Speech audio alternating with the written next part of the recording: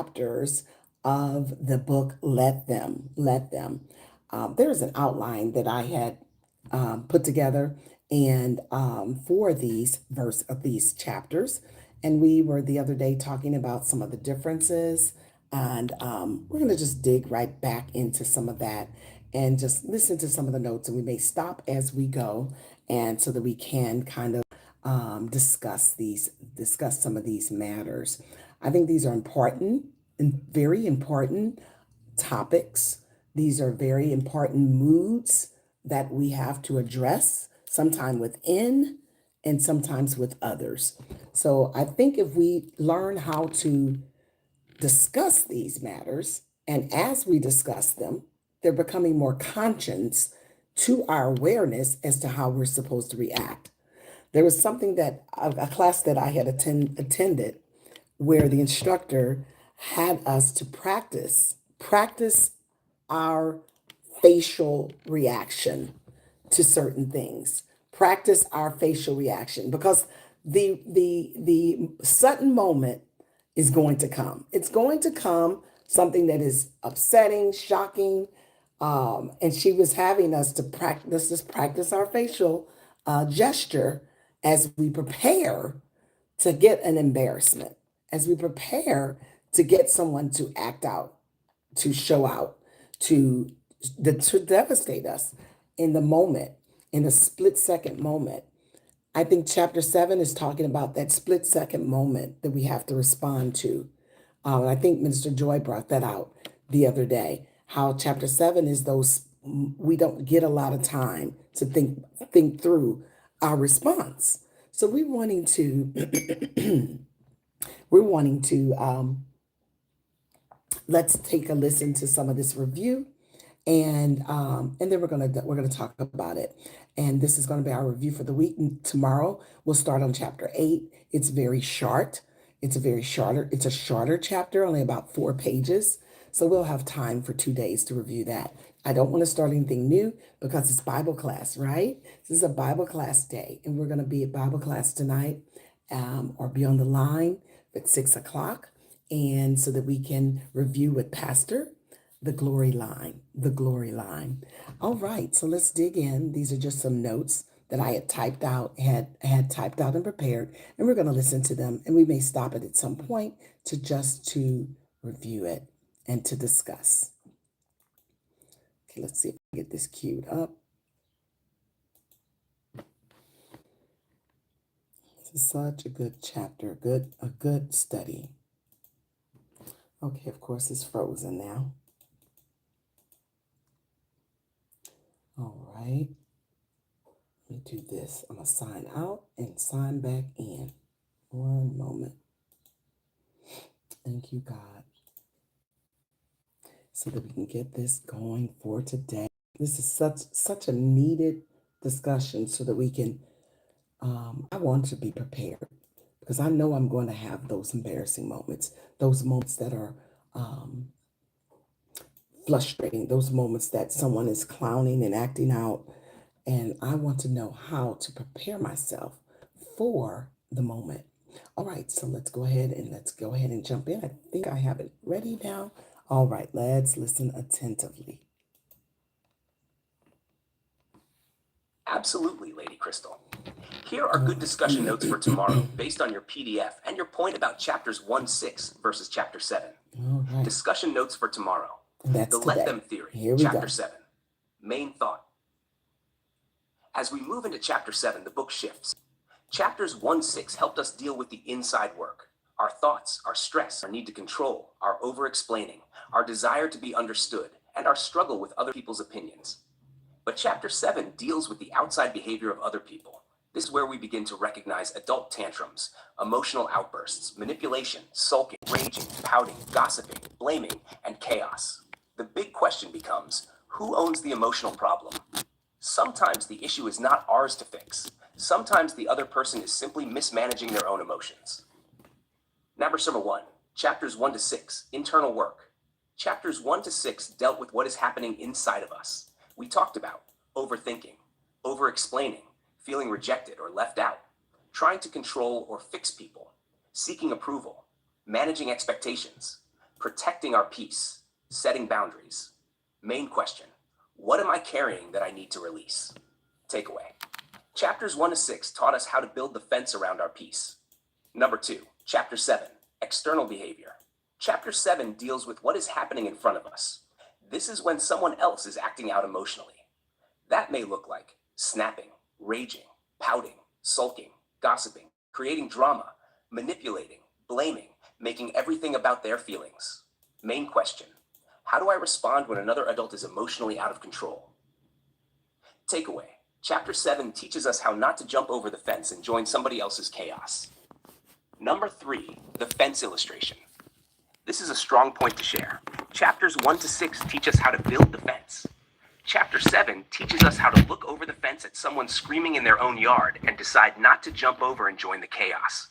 That means I can see the behavior, hear the noise, recognize the drama, and still decide that is not mine to carry. Number 4, ownership of the emotional problem. When someone is acting out, dramatic, angry, or emotionally immature, we must ask, is this my responsibility to fix, or is this their responsibility to manage? We can be kind, we can be prayerful, we can be compassionate, we can be loving, but we are not responsible for regulating another grown person's emotions. Takeaway: I can care about how someone feels without becoming responsible for how they behave. 5, their reaction gives information, not instructions. When someone has repeated outbursts, rage, manipulation, blame, or drama, their reaction is showing us something. It may reveal unhealed wounds, poor communication skills, lack of self-control, immaturity, a pattern of control, a need to dominate the room. But their reaction does not have to control our next move. Takeaway: their reaction gives me information, but it does not have to give me instructions. That is a major point. Just because they are upset does not mean I have to panic. Just because they are loud does not mean I have to respond loudly. Just because they are emotional does not mean I have to become emotional. 6, do not become what you are trying to correct. If they yell, I do not have to yell. If they accuse, I do not have to defend myself frantically. If they act childish, I do not have to become childish too. If they throw emotional fire, I do not have to pour gasoline on it. Takeaway: I do not have to become what I am trying to correct. That is emotional maturity. 7, resisting the urge to rescue or fix.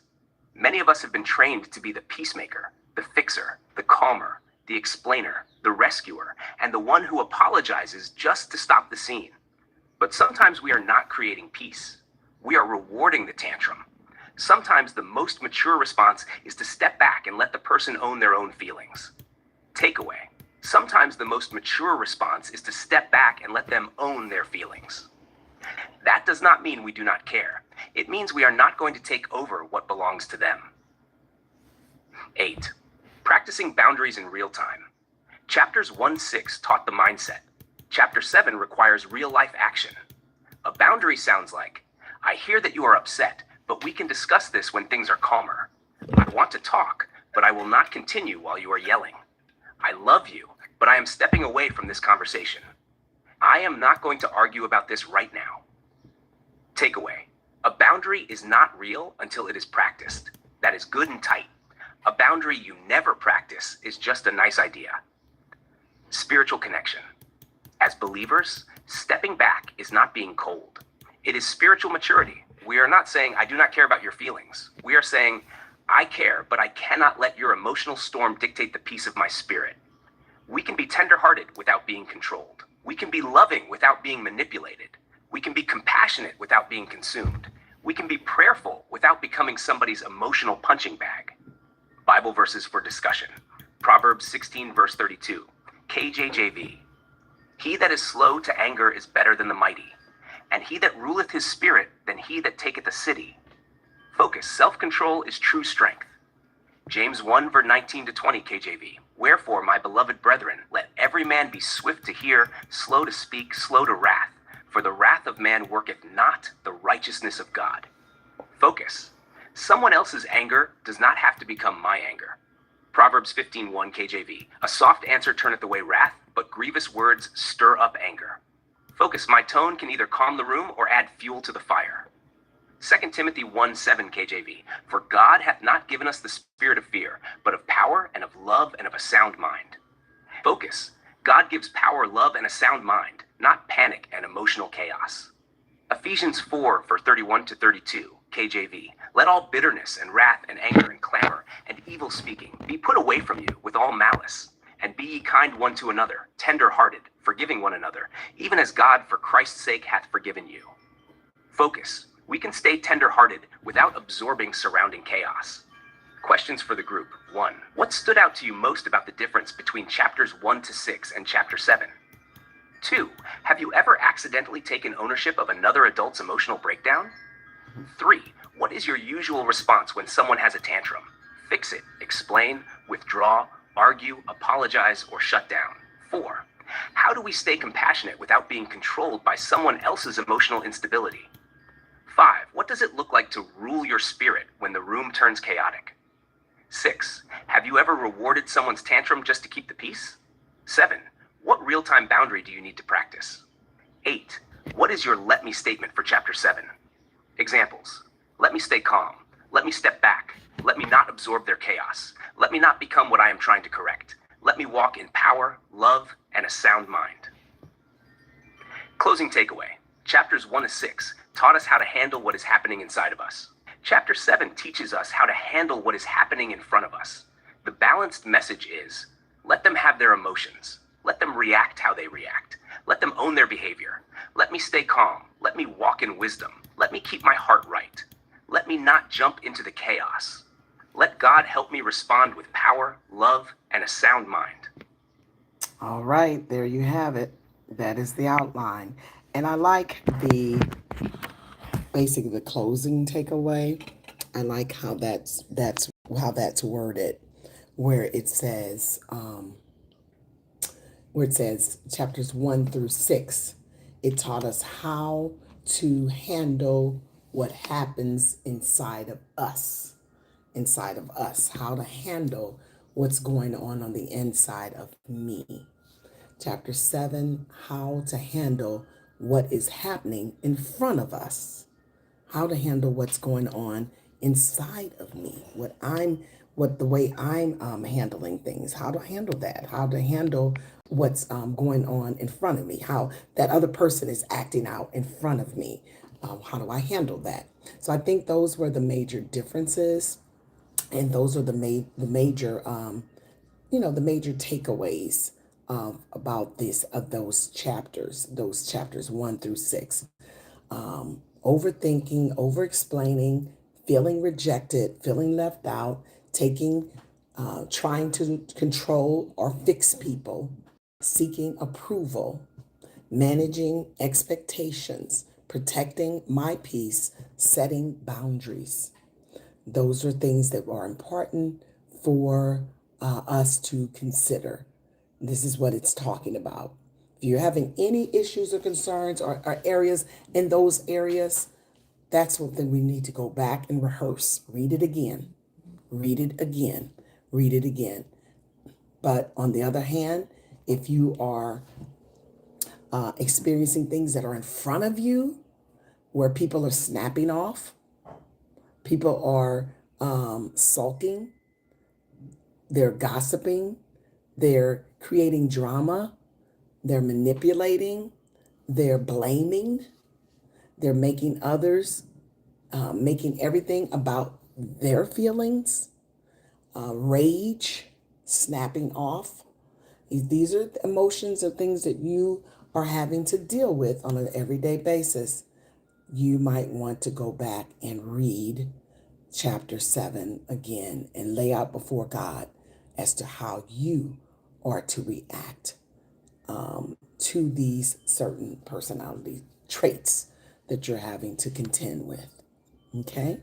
So those are some of the topics or some of the thoughts, and we're going to open it up to see if anybody else had any points that you wanted to bring out, any highlights in any of the chapters, the reading that you wanted to read and kind of elaborate on, that might help us as we deal with ourselves and others throughout this day. We're in the Let Them book, and we're looking through chapters 1 through 7. Any highlighted areas that you're wanting to go back over, and let's just talk about it. Let's just talk about it. Anyone that would like to go first?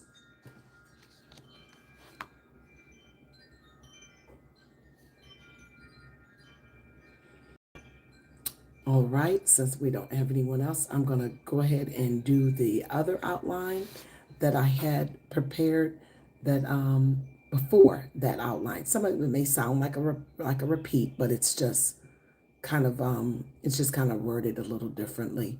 So some of it's a little repeat, but it is different scriptures and different takeaways, a few different takeaways. And what we'll do is I'll stop it, and we'll probably elaborate on the first few things after it kind of goes through the elaboration.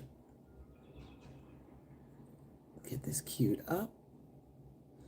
All right, this was the first one that I had designed, and all right, here we go. Absolutely, Lady Crystal. Your point is strong. Chapter 7 feels different from chapters 1 to 6 because it shifts from managing your own internal struggle to dealing with someone else's visible emotional immaturity. Here is a clean discussion guide you can share with the group. Discussion guide for tomorrow. Chapters 1-6. Compared to chapter 7. As we move into chapter 7, I want us to pause and notice something important. Chapter 7 feels different from the first 6 chapters. It almost feels like the book turns a corner. In chapters 1 to 6, we were dealing with the quiet internal side of Let Them. We talked about stress, control, feeling left out, people's opinions, over-explaining, difficult people, expectations, and learning how to protect our peace. But chapter 7 brings us into something more obvious and outward. Grown adults having emotional tantrums. That is a different kind of situation. Main point. The core difference is this. Chapters 1 to 6 teach us how to manage our own inner response. Chapter 7 teaches us how not to get pulled into someone else's emotional explosion. In other words, chapters 1 to 6 deal with what is happening inside of me. Chapter 7 deals with what is happening in front of me. Not comparison. Chapters 1 to 6 versus chapter 7. Chapters 1 to 6, internal work. These chapters deal with the emotional weight we carry inside. They address things like overthinking, trying to control people, feeling rejected, feeling left out, wanting approval, over-explaining, managing expectations, loving difficult people, protecting our peace, setting boundaries. The focus is, what am I carrying? What am I trying to control? What do I need to release? What do I need to take responsibility for? These chapters teach us how to build the fence. They help us say, let them think what they think. Let them make their choices. Let me protect my peace. Let me stop over-explaining. Let me keep my heart right. Chapter 7, external behavior.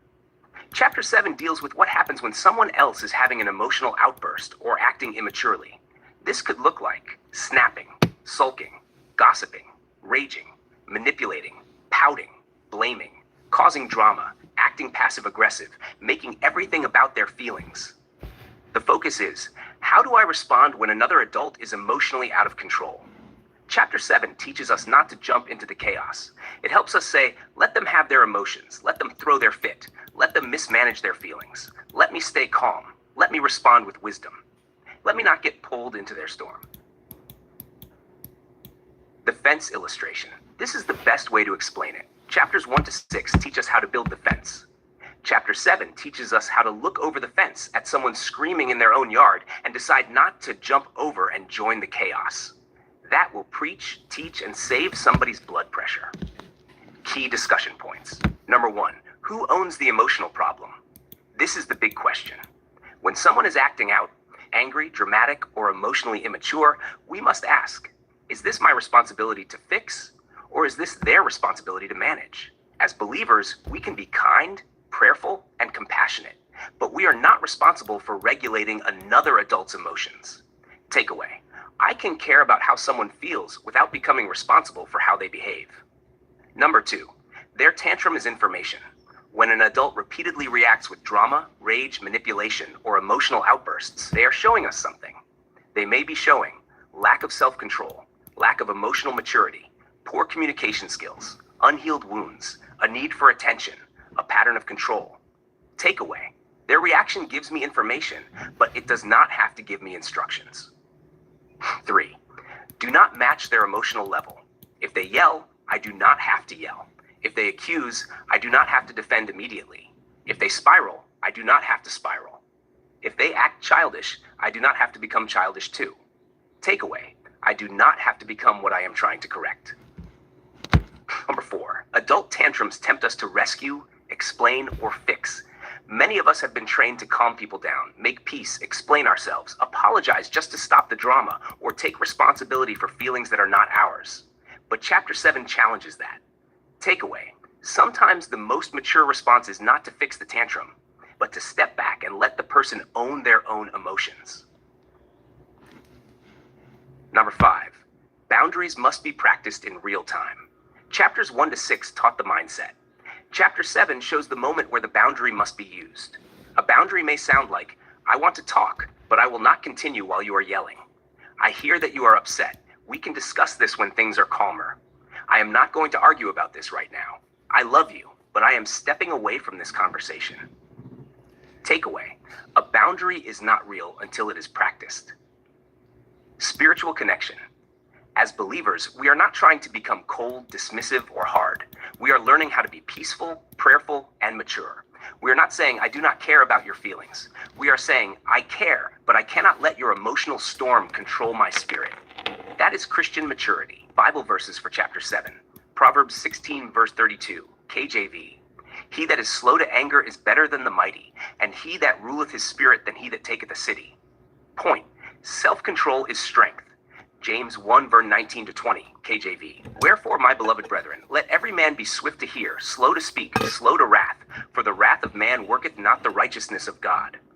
Point: someone else's anger does not have to become my anger. Proverbs 15:1 KJV. A soft answer turneth away wrath, but grievous words stir up anger. Point: my tone can either calm the room or add gasoline to the fire. 2 Timothy 1:7 KJV. For God hath not given us the spirit of fear, but of power and of love and of a sound mind. Point: God gives us power, love, and a sound mind, not panic, fear, and emotional chaos.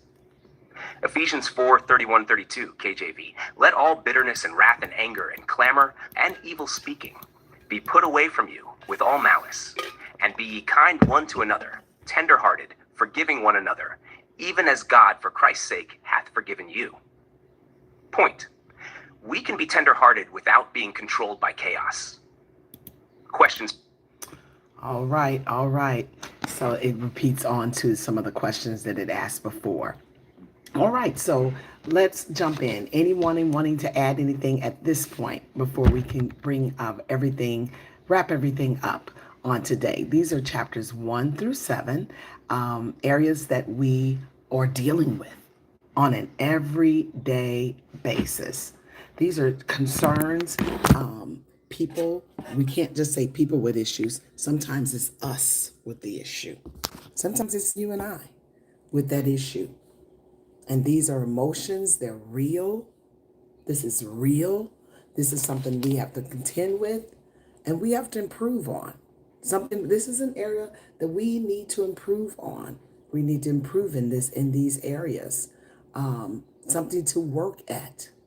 It's going to become more clear to you now that we're talking about it. And I used the example the other day. It's just like when you buy a car, you start seeing that car all the time. You see it everywhere you go, where you may not have seen it before. But these are things that our emotions are being discussed and dealt with. We're wanting to deal with them in a more mature manner while we're not engulfed in the problem. Deal with it prior to the problem. Know that a problem is going to come. The Bible tells us that we're going to be offended. We are going to be offended. And the sad part about it is we're going to offend someone. At some time in our life, we're going to be the offender, and then we're going to be the offendee. We're going to be the offender and then offendee. We're striving not to be the offender. We're striving not to be that. And then when we are offended, the offendee, we're asking God to help us with our emotions. The Bible talks about various emotions. Anger is one that stands out to my mind right now. It tells us to be angry, but sin not. But sin not. Anybody want to elaborate on any of these points? Any of these Good points? morning, Good everyone. morning. Good morning.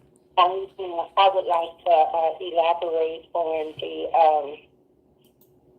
dealing with different people. Mm-hmm. And I'm on page 98. 98. Okay. And it's asking, it's letting me on this part. Mm-hmm. It's talk about understanding the larger context. Would help you to focus on letting me part and operate with more grace, wise, and compassionate adult. The more grace and kindness you display, the more space you create for a change in a dramatic to happen. These dramatic between the using stepchildren and step parents are hard. Mm-hmm. I will use any person like a child. It don't have to be a stepchild, or it don't have to be a stepmom, but in situations like that, there is nothing seemingly to be done about them. However, but they also have potential to be a lot more beautiful with the help to let them therapy. And that's the therapy that I want to point out removing the step-child and seeing child, and removing the step-parent, and we're saying parent. Mm-hmm. This is truly a therapy, and I want to refer to it as, because you have to be able to hear, and when you start hearing, or when I start hearing, it's actually what is being said without the facial gesture or the gesture action, and you can hear and hear it. You can hear it.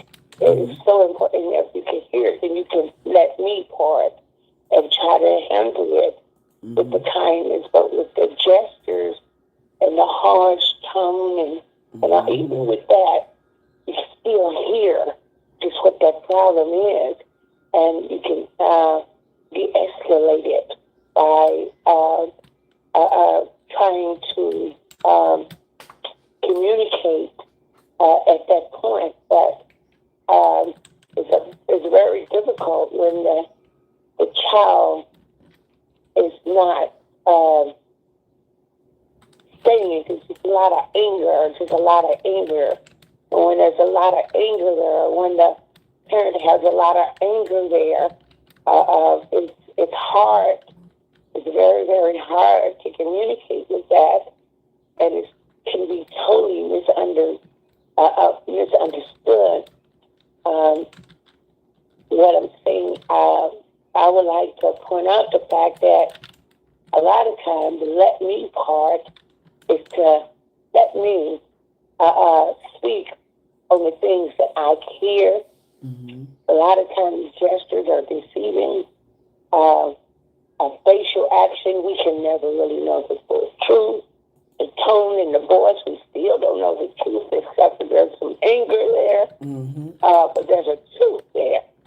And we can only get that truth to relate to it. It's when it is spoken. Otherwise, it's just not. That's when I begin to pray. Okay, God, I know I haven't done anything, and I don't know where this anger is coming from. It's a form of their manipulation, trying to get me to do something they don't want me. A whole lot of things I ask God about, that I wouldn't ask them about it, because it could either hurt or escalate it or do a lot of things. So there I am in the middle there, trying to understand something that I have no clue Right. about what Mm-hmm. is really happening. Mm-hmm. And then when it is spoken, then I know how to be kind, Mm-hmm. and I know how to be gentle, and it will give me a chance to calm you down if the words were spoken. Mm-hmm. So that's why I chose to want to get a deeper understanding on that, because it just let me at that point when things are heated and you're not fully understanding, and it is directed toward you. Mm-hmm. You want some understanding. You want to come back. You love these people. Mm-hmm. These are family members. These are not co-workers. These are people you deal with every day. Mm-hmm. And you want some peace. You want some understanding with the family. You want to be loved by your family. Right. You want to be excluded. Right. You want to be in there. And you're not a stepchild or a step mother. These are your flesh and blood, and we cannot afford it. So I would like some points on that. Yes. Okay, that's a good point. Does anybody want to expound on that? Those facial looks are kind of what you were referring to. And let's see, back on the page 98, understanding the large context will help us to focus on let me part and operate with more grace and to be wise and compassionate adult. The more grace and kindness you display, the meaning, the more space you will create to change the dynamics of what is happening.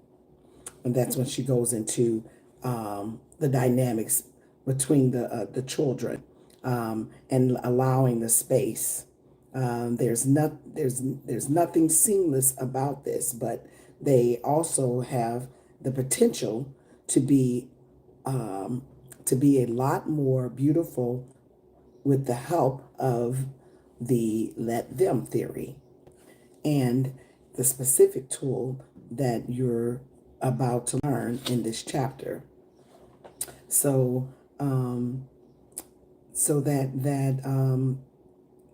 that was the facial. That's the section you're referring to, right, Minister Lorraine? On page 98. That's the section that you're referring to. I believe it is, where you're talking about just take out the word step, because this is happening with children as well as stepchildren, possibly, but it's happening with our own children. Sometimes our facial looks don't align with our hearts. It doesn't align up with the way our heart is really feeling about a situation. It's not in alignment with the way maybe I've express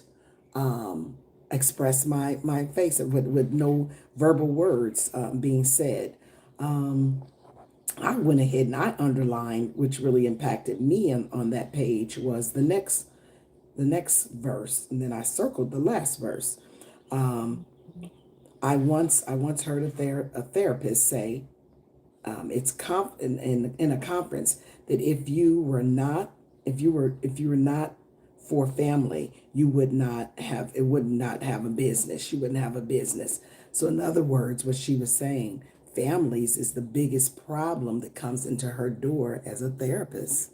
As a therapist, the family dynamics is the root of her business, of her having to help solve, smooth out, and for battles to be fought, battles that are being fought. And that's the reason she's in business, because of families. That's kind of peaceful. It puts a piece of my heart to let me know that my family is not the only family that has disagreements, that has misunderstandings, that has differences. And for a family, you have to admire. I admire a family that says, I love you enough to take out an hour of my week on a repeated times, because therapy doesn't get solved over not one session, because that therapist has to first get to know you and know your family, get to know and hear the story. And if you ever been to a therapist, they cut you off right at that time that your time stops. It ends. It ends. They don't say, well, let me give you another hour. Well, let's just keep on talking. No, a therapist at the time they're done for that hour, it's usually an hour long, you're done until the next week or whenever your next appointment is. So it's beautiful to know that you care enough to want to go, because you see that there's some major differences that a third party needs to kind of help us to see things from another perspective, so that we can respect each other's boundaries, respect each other's space. So this therapist says if it wasn't for our families and their issues, she wouldn't even be in business. That lets you know you have hope today. You have hope. Your family's not the only family. Your children are not the only children that are causing some form of a disconnect, that needs attention, needs a discussed attention to be brought out and to be had. She goes on to say, when families come to our relationships, they're entitled to their opinions. And I think that's major. All of our children, they have their different personalities, their different beliefs. They are entitled to their own opinion. But respecting the other person's opinion, respecting the other person, that's so critical. Respecting the other person to the point that you're not destroying their property, you're not sabotaging and bringing more issues and concern into the family dynamic. You're allowing your brother, your sister to voice their thoughts. Sometimes what we do is we get ourselves involved in things that really don't matter, it's not our concern. But here you are, here I am, I'm still getting involved anyway. And maybe it's two other siblings that are in a disagreement or going back and forth. And here you are, the third party, coming in with your beliefs or your thoughts, or maybe how it should be handled or how you see it. And sometimes you're causing more fuel. So in everything we're doing, everything we're either adding fuel or we're adding water. We're adding water to calm down the fire, or we're adding fuel to cause the fire to expand, to grow, to be more intense. So ask yourself, which am I doing? Which am I doing? Am I causing more problems? Am I causing more flames, more for the fuel to explode and to get bigger? Or am I causing these matters to calm down? And just because someone else sees your face in one way, and that doesn't always mean that that's the way it's lined up with your heart. And so sometimes you have to share that with that person. Sometimes, what profit is it going to bring for you to share it? Sometimes I just let them think what they have to think. I know how my heart is. I know where my heart is. My heart is not there. Do I have to explain everything? Do I have to explain everything? And is that explanation making it better? Or now is it back and forth, back and forth, back and forth?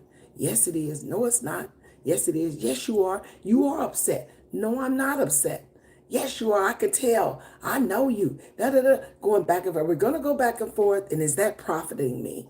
Is that helping the matter? Is that adding fuel to the fire, or is that adding water to the fire? So some things like that we need to kind of think through.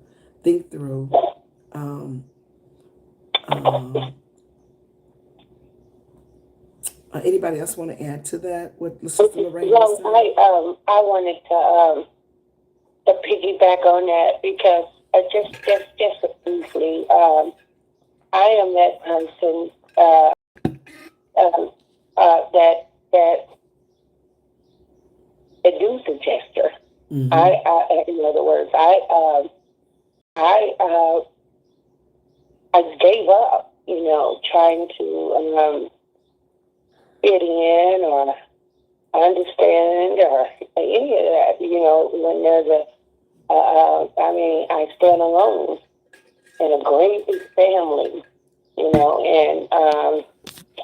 I was trying to figure out how this stepdaughter had felt, during this reading here when I was trying to figure that out, and I couldn't pinpoint it because it kept shifting from how I like to relate my reading to better me, to help me. I'm very selfish when it comes to reading because I want help. I need help. I'm in situations that I don't understand. And I don't know why this is happening like this or that and that.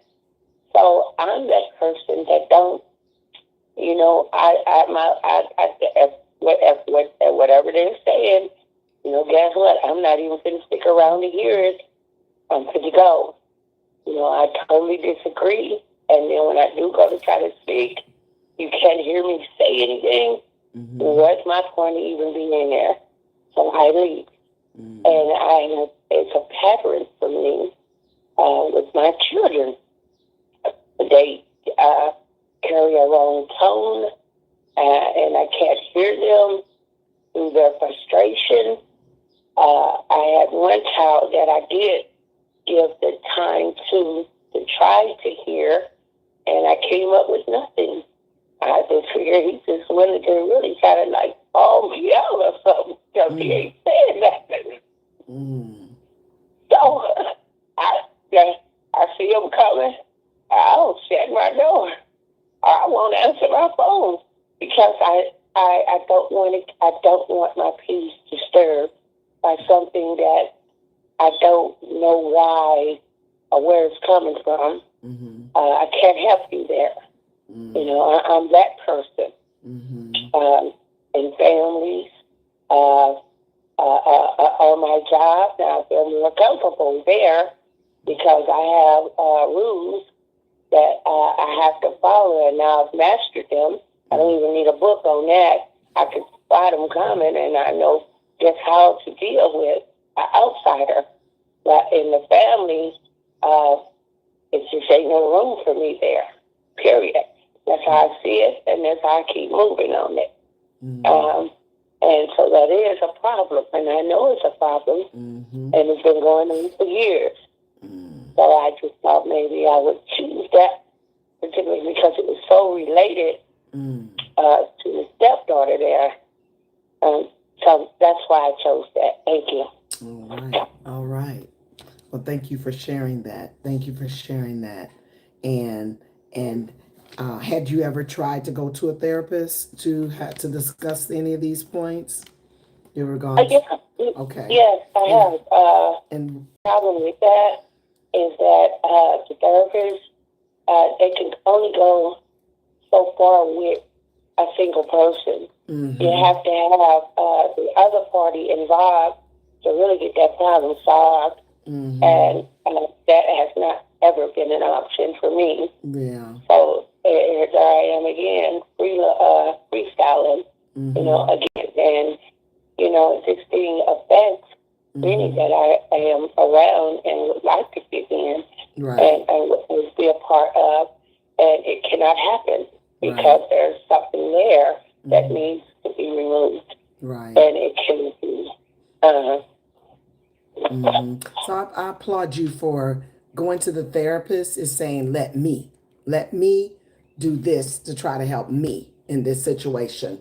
Because there's, hundreds of married couples that even come to, Pastor Swanigan and I, not hundreds, but married couples have, but I'm referring to married couples in general. They go to therapy by themselves. Now, they're not there about themselves totally. They're talking about them and their mate, and the only one person shows up. That happens quite often. That happens when, and that's really handling the let me. I'm here to let so that I can know how to let me handle this person, this problem that I have, this heartache. That So, helps me along with the Holy Spirit. That's how come oh I have yeah, peace. I yeah. can be in their presence. I can function, but Hmm. when it's time to get up, it's time to go because that's something that I had not learned how to do Hmm. because of the overlooking or the I'm like the invisible person, Mm. So and I told my therapist that, and she said, "Well, you have to do what makes you comfortable Mm. and not disturb anyone else. Mm. Outbursts and things like that, it just don't work. You Hmm. have to be able to come to terms with yourself." That's what she said. Yeah, yeah, And that's what I've done. that's And good. coming to terms with myself is better, especially when there's a lack of education in the family Hmm. to know that, okay, she's a valuable part here, Hmm. having had. Hmm. So I give that to God, and Right. then God, He's complete to me. Hmm. And so Hmm. that's how I've dealt with it. Mm. And these are real lives Right. that this person is talking about Hmm. that have written this book. These are real lives. Oh yeah. And I knew them real lives because they hit too many points to Hmm. know that, hey, this is not just a handful of people. Right. This is a lot of people. Hmm. Hmm. It's a lot of people. Right. And so, yeah, so I was there,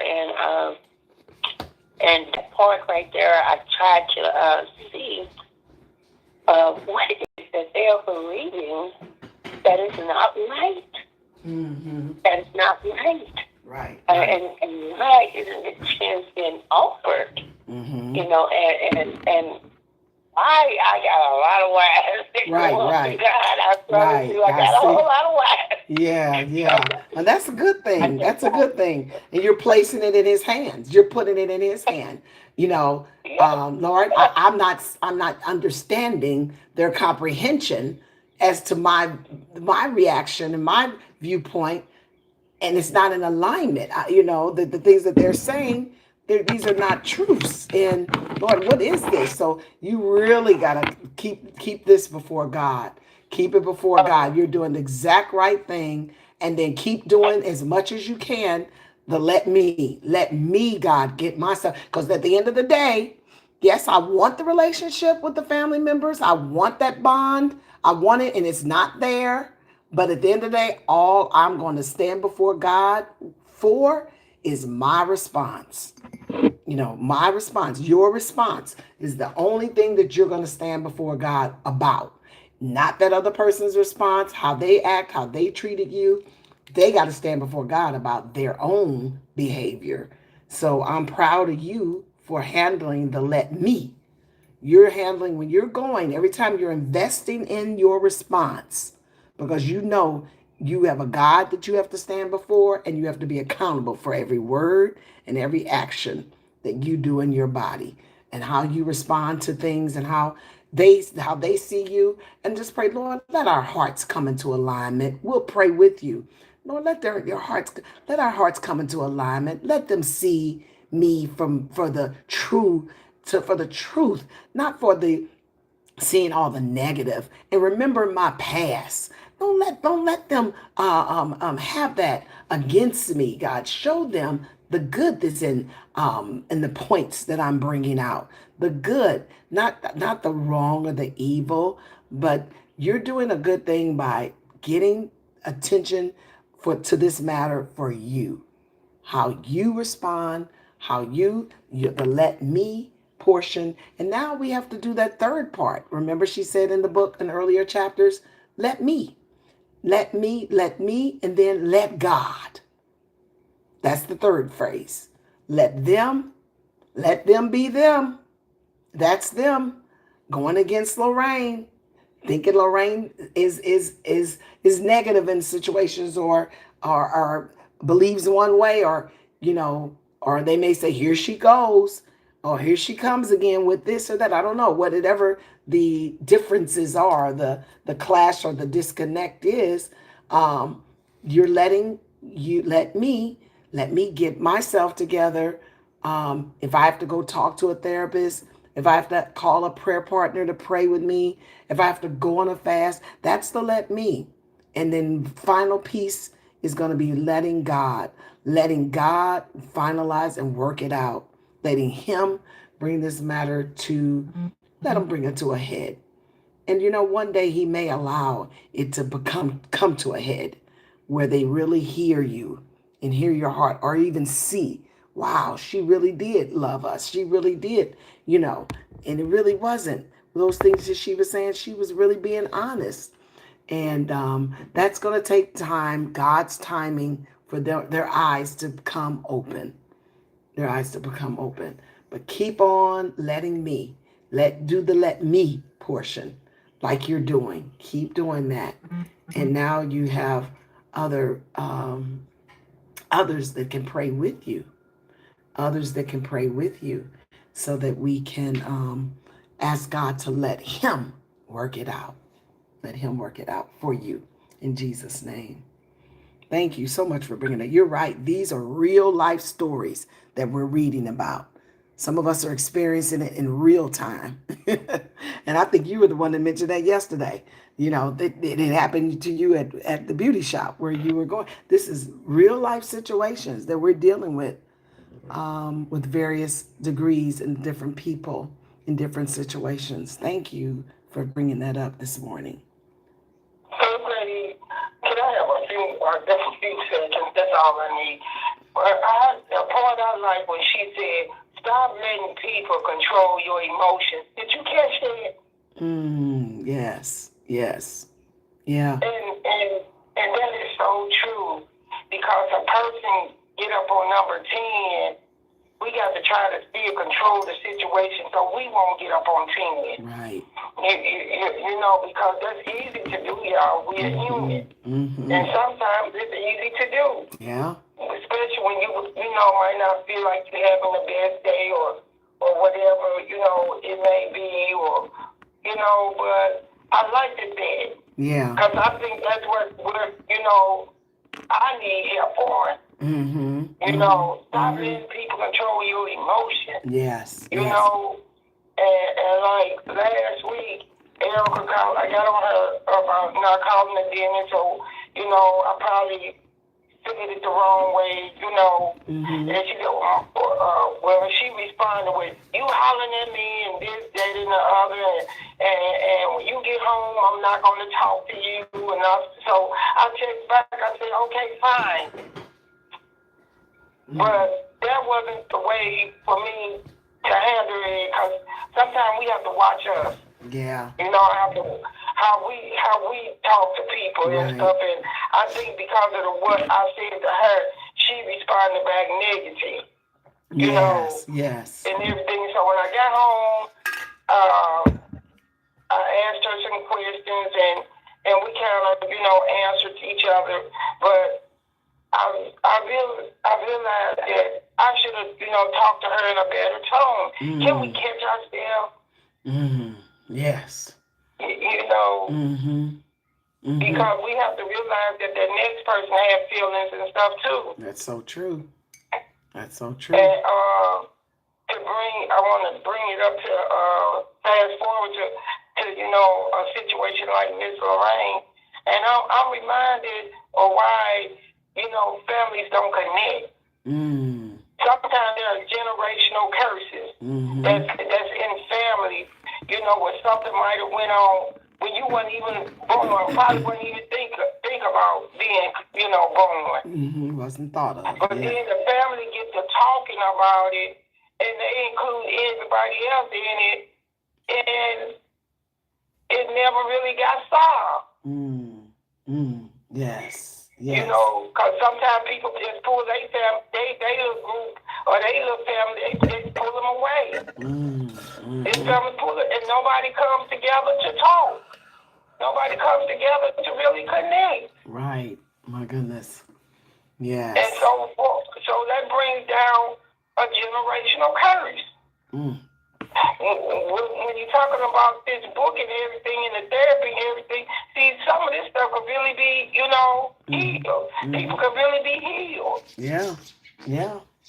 So true. If we go about, trying to get rid of a lot of our emotions. I mean, not get rid of them, but, Manage kind them. of, tone them down or whatever. I might not be saying it the right way, but, so we can connect.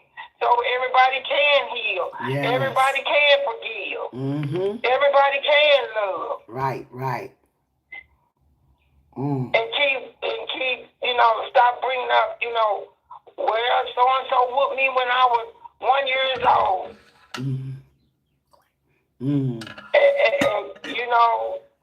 And that's the point I wanted to make, about putting our emotions, don't let, people control our emotions and how we do things, and us being careful on controlling our emotions. Do that make sense? Yes, it is. Yes. Okay. It really That's does. the point I want to bring out. That's good. Mm-hmm. These are some real good remarks. Thank you so much, both of you all, for the comments that you're making. And yes, this makes total sense. And,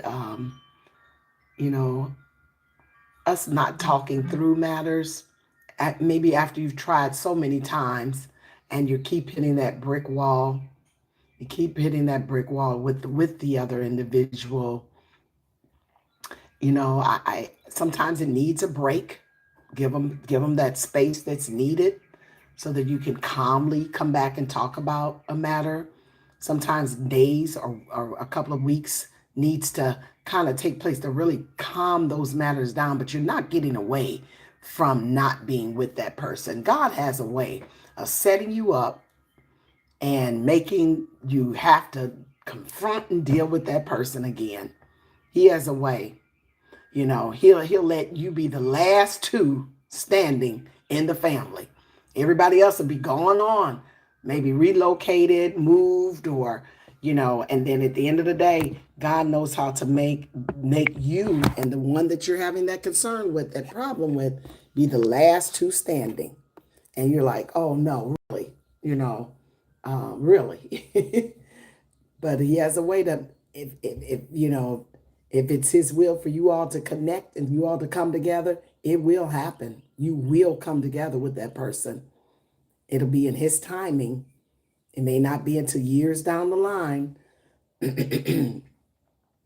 but he knows how to make things come full circle.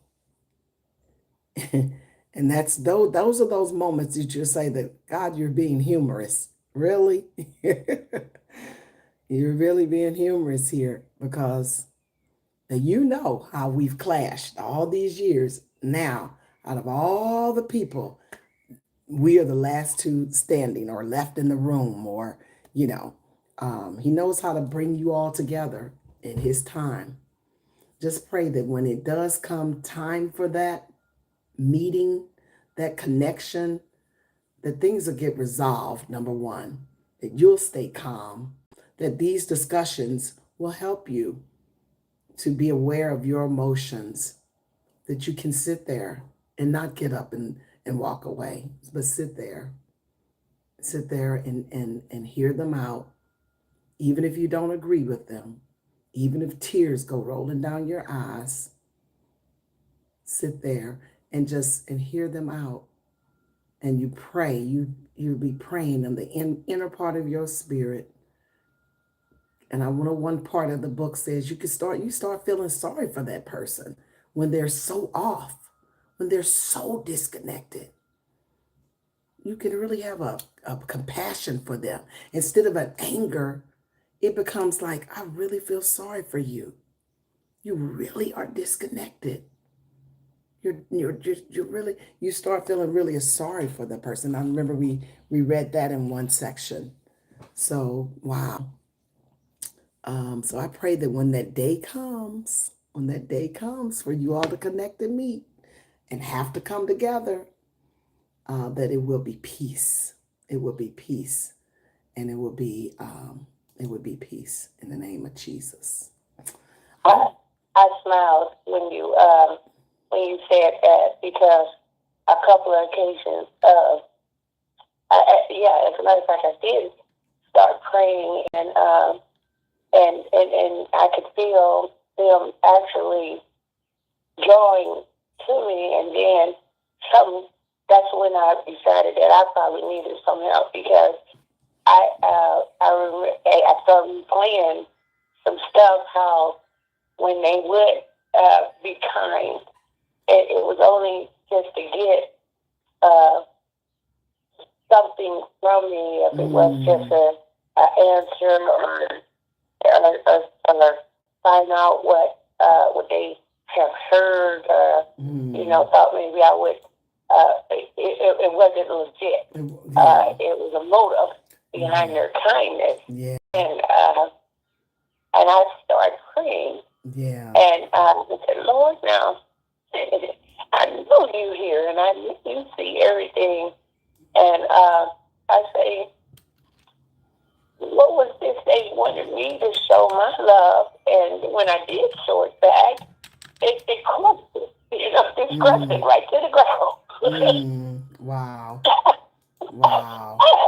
And I went home and I spoke to God and gave him all that hurt and all that bitterness that I had. And I had the good thing about it is that there was no negative thinking on my part as to how that played out. God kept that. And then several days later, that thing would try to creep up with something, and you have to cast it down again, to keep that mind positive because of who you are. Right. As a child of God, you can't be thinking those thoughts like that. Right. You have to bind them things and send them back to hell. You have to do it. You have to do it. Yes, you do. Because they will come and they will bombard your mind. Yeah. But you will have to have control. So now I'm kind of like a master in that area. Okay. Because I don't want that there. I want what God has for me there. That's and good. I want that there. I just don't want it there. And so, but I just smiled when you said that, because he do, and be careful, because the enemy know you're praying about it too. Right. He hears you. He hears you too. Yeah. That's so true. That is so true. true. You were set up. Yes. My God, you're so right. You're so right. And it's so funny. A third party that has never been through something this impactful, it's easy for us to sit back and say, well, just do this. Well, just do that.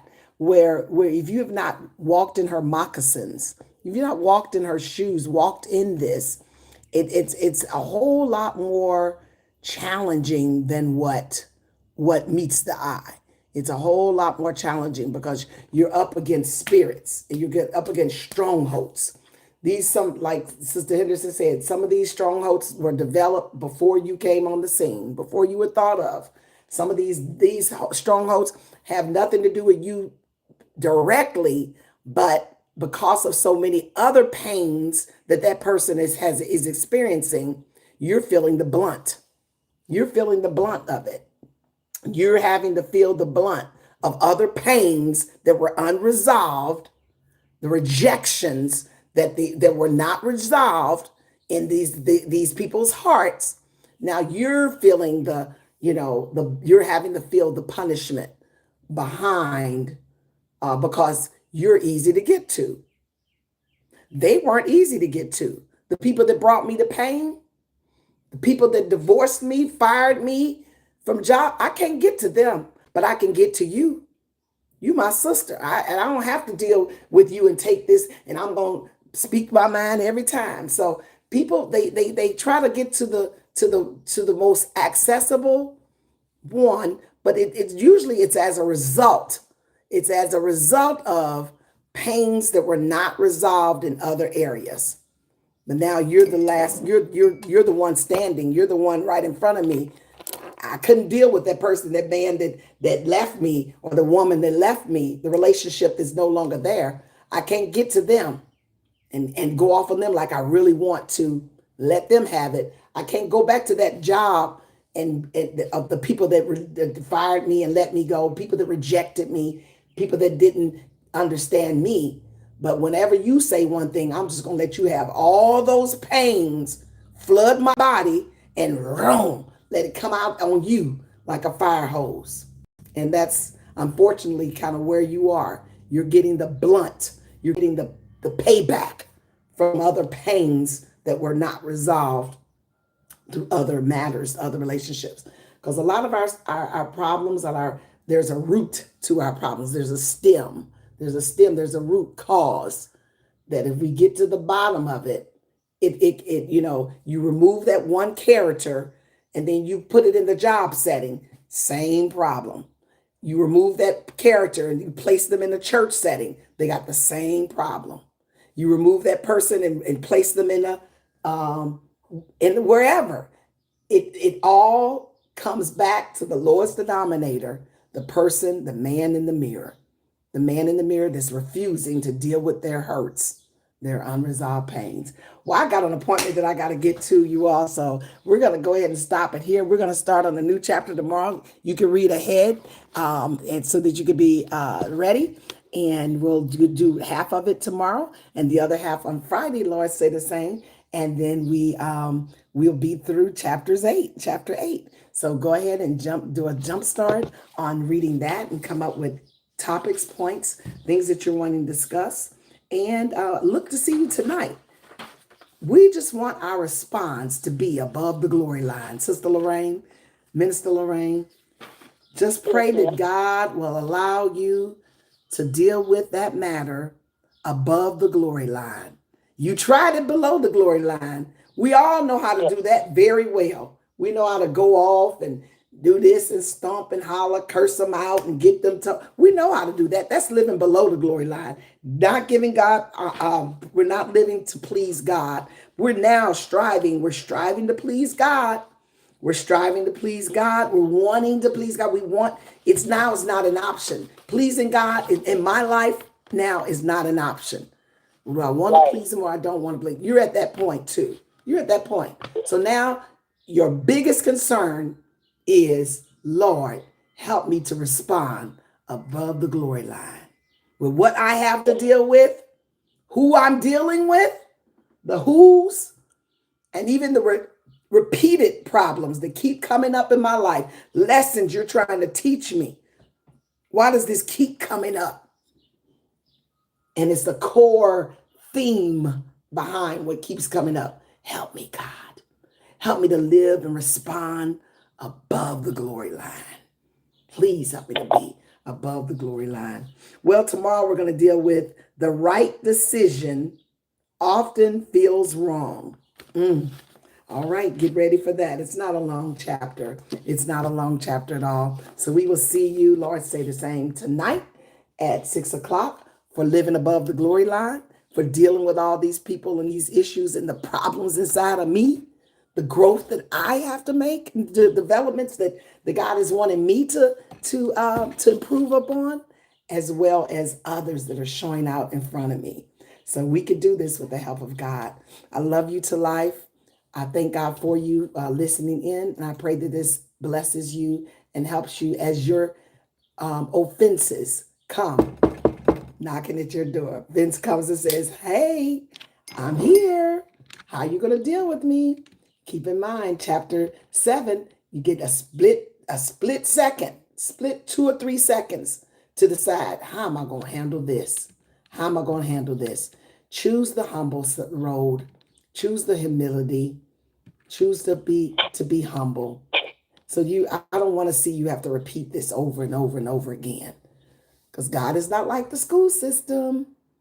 all those kids that can't read, don't know math, don't know this and that, that have to repeat that class again with the No Child Left Behind. So I don't want to have to go through that again, Lord. Help me to pass this and move forward. I want to pass it with honors. I want to pass this, God, in the name of Jesus.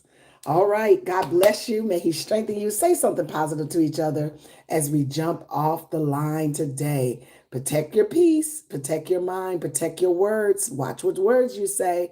You got to stand before God for those words and for those thoughts, the thoughts you're thinking. For those that are quiet, I didn't say nothing, but you thought something. So let's watch that too and ask God, the Lord, purify my thoughts. Purify my thoughts, God. Don't let me think evil. Don't let me think vindictive.